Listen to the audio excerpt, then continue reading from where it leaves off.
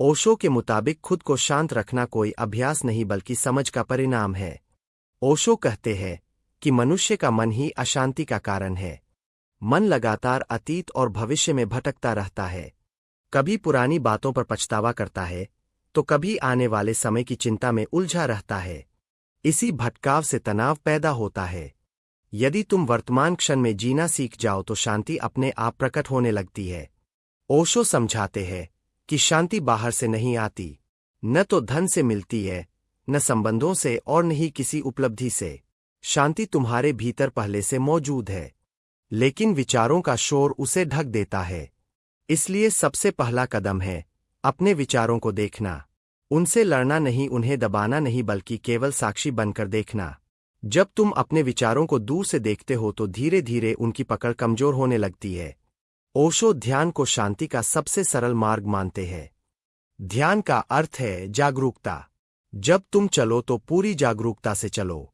जब खाओ तो केवल खाने में रहो। जब सांस लो तो सांस को महसूस करो। छोटी छोटी क्रियाओं में भी यदि होश आ जाए तो मन शांत होने लगता है। ध्यान कोई विशेष क्रिया नहीं बल्कि जीने का ढंग है। ओशो यह भी कहते हैं कि खुद को शांत रखने के लिए स्वीकृति जरूरी है। जीवन में जो घट रहा है उसे स्वीकार करो। विरोध ही पीड़ा बनता है।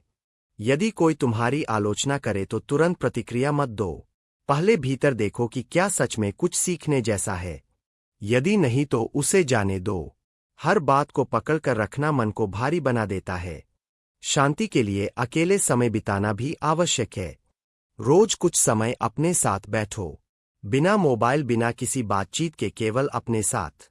शुरुआत में बेचैनी होगी क्योंकि मन भागना चाहता है, लेकिन धीरे धीरे तुम अपने भीतर एक गहरी स्थिरता को महसूस करोगे।